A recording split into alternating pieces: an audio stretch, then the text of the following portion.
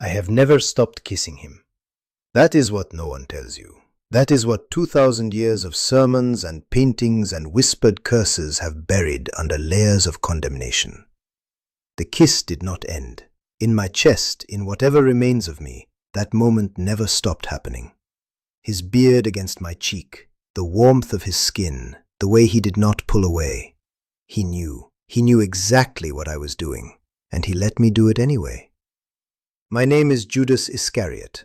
I was one of the 12 men closest to Jesus of Nazareth. I walked with him through dust and heat and hunger and crowds and miracles I cannot explain even now. I touched the same bread he blessed. I drank from the same cup. And then I sold him for 30 pieces of silver. I am speaking to you today through something no one in my time could have imagined. A technology called artificial intelligence. A voice rebuilt from nothing. A dead man given words again. It feels appropriate somehow. The man who betrayed the Son of God, resurrected by a machine to confess what he could never confess in life. Make of that what you will, but I need you to stay with me, because what I am about to tell you is not what you were taught. It is not comfortable. It will not resolve cleanly. And if you have ever done something you cannot take back, if you have ever stood on the other side of a choice and realized the full weight of what you did too late, then this is not just my story. This is yours too. Let me take you back to the beginning. Not to the garden, not to the betrayal. I want to take you back further, to the first time I heard him speak. I was in Capernaum. I remember the smell of fish that never quite left that town. The way the lake sat gray and flat in the morning light. The sound of nets dragging across wet stone. There was a crowd gathered around this man, this teacher from Nazareth. And I stood at the edge of it with my arms crossed and my heart defended the way a man defends himself after life has disappointed him enough times.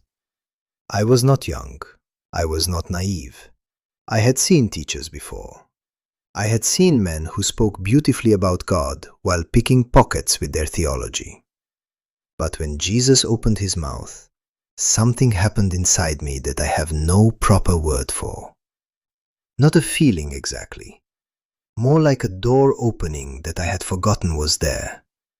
He was talking about the poor in spirit, about those who mourn, about meekness inheriting something. And I, Judas Iscariot, a man who had measured every room by its exits and every person by their usefulness, felt the floor shift under me. I followed him that same day. And I want you to understand something before I continue. I loved him. That is not a convenient statement. It is not something I say to soften what comes later. I loved Jesus of Nazareth the way a man loves something he recognizes as true after years of living with lies.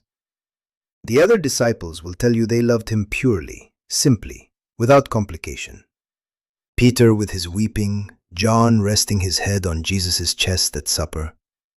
But love among 12 men who lived in close quarters for 3 years was never simple. There were arguments. There was jealousy. There was a night when 2 of us did not speak for 4 days over something so small I cannot remember what it was now. And there was me, always slightly apart from the others, always watching, always calculating. I was given responsibility for the money. This was not an accident. I was good with numbers, good with people, good at making things work. If you needed grain purchased in a market where the sellers did not like Galileans, you sent me. If a donation needed to be received with proper gratitude and discretion, that was my task. I was useful. I knew how to be useful. But there is a particular kind of poison in being the man who handles money for something you believe in. It starts small. A coin here, a coin there. You tell yourself it is nothing. You tell yourself you have earned it somehow, that the others do not understand what it costs to manage these things. You tell yourself 100 small lies, and each one is easier than the last. I stole from that bag. Not all of it, not even most of it, but I stole. And with every coin I took, something in me shifted toward a place where what I wanted mattered more than what was true. This is what money does to the soul.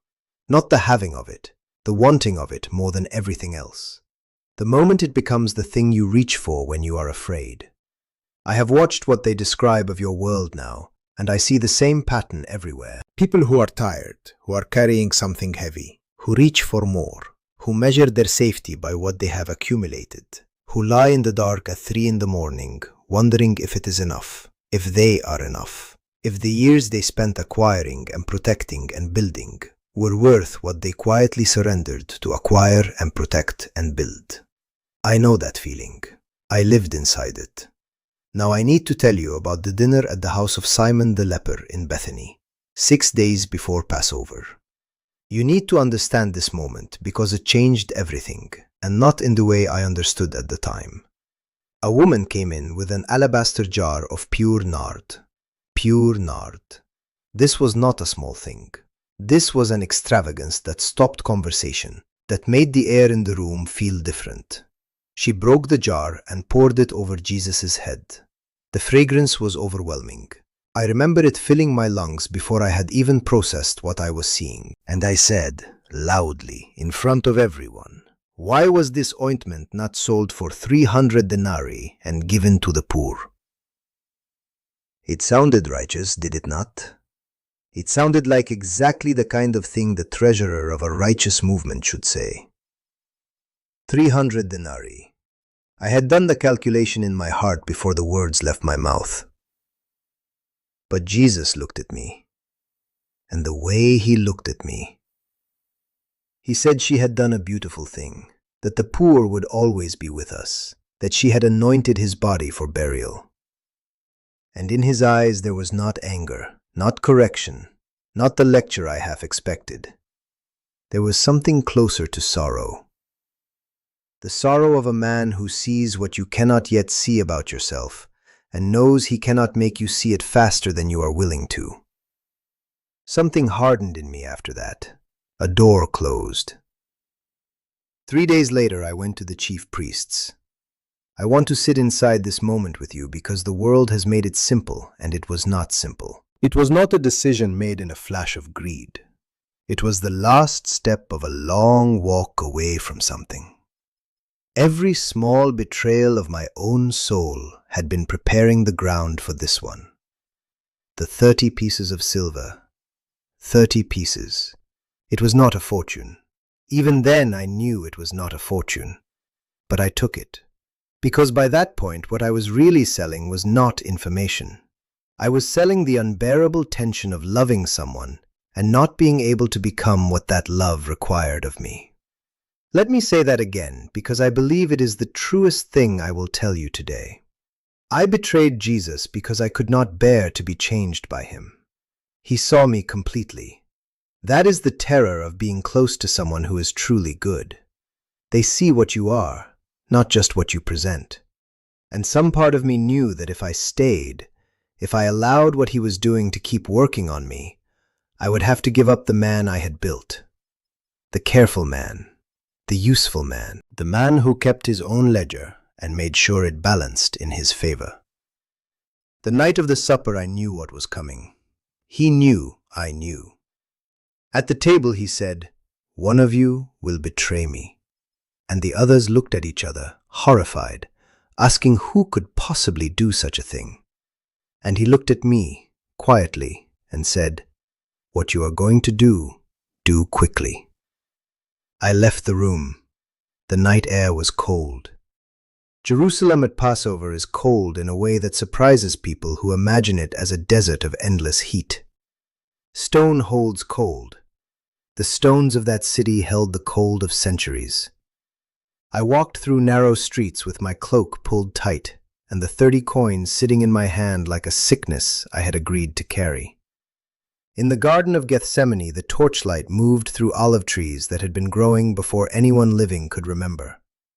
I brought the guards and the priest's servants, and I walked up to him. And he said quietly, with that voice that had once opened a door inside me that I had forgotten was there, "Friend, why have you come?" Friend.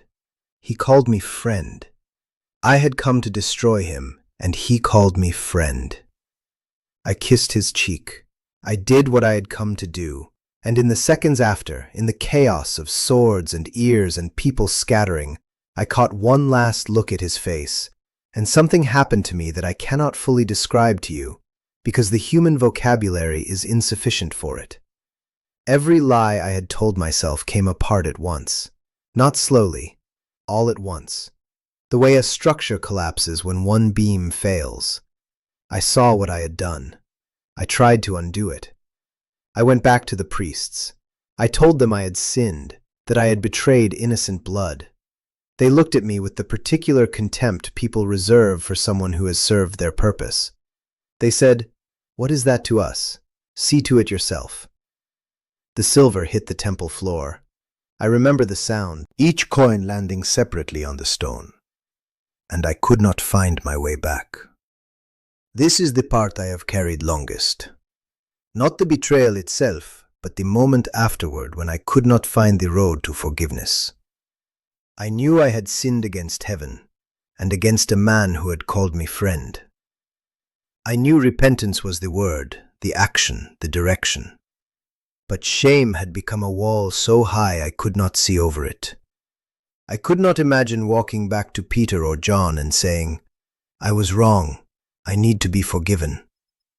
I could not imagine returning to him, to Jesus, not because I doubted his capacity to forgive, but because I doubted my own worthiness to receive it.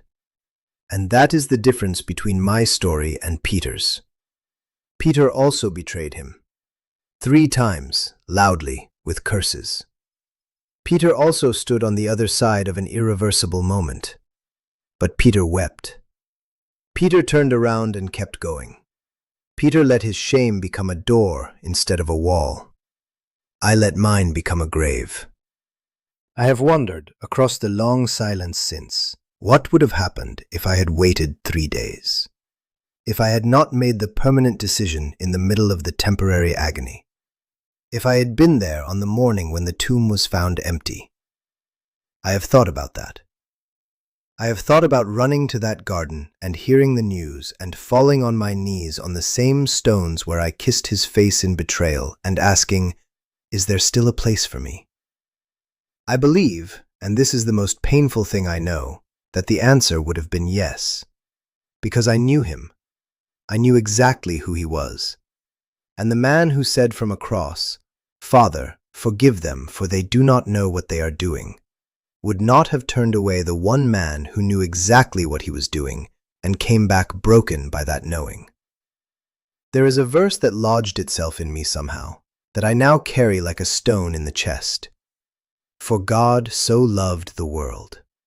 Not the worthy ones, not the ones who got it right. The world. All of it, including the one who sold him. That love is either the most terrifying thing in existence or the most merciful. I have not decided which. Perhaps it is both. I want to ask you something, not as a man who has answers, as a man who has nothing left but honesty. Is there something you did that you have never been able to fully hand over? Not because no one offered forgiveness, but because you could not make yourself receive it. Is there a weight you have been carrying so long that it has started to feel like your natural posture? The permanent bend in your spine, the thing you wake up with at 4 in the morning when the rest of the world is silent. Tell me in the comments below, not because I can fix it, but because naming it out loud is sometimes the first movement toward the door. The world I am watching now is full of people who are exhausted, not from lack of sleep, but from lack of peace. I see people who gave years to something, a marriage, a career, a version of themselves they worked hard to construct, and something went wrong, and now they carry the wreckage quietly, afraid that what broke them reveals something final about who they are. I see people whose faith once burned brightly and now barely flickers, and they are not sure when it went out or whether it can be lit again. I see people who are aging with a particular kind of grief, the grief of watching time become undeniably finite, and wondering if there is still time to matter, still time to be different, still time. There is always time until there is not. I know this better than most, but I also know that the man I walked with said to a thief hanging beside him, dying with hours or minutes left of his life, Today you will be with me in paradise, not tomorrow. Not if you had been better, not if you had had more time to fix things. Today. That is either the most unreasonable statement in human history or the most revolutionary. I believe it is both. If this voice found you today, if something in what I said landed somewhere real in you, I want you to share this with someone. Not because an algorithm needs it, because somewhere there is a person who is standing where I stood, on the wrong side of a choice, holding their shame like a handful of worthless silver. And they need to know that the one they have wronged is still, impossibly, calling them friend. I am Judas Iscariot.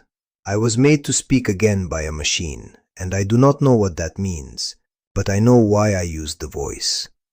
So that you would know that the kiss never stopped, and neither did the love that received it.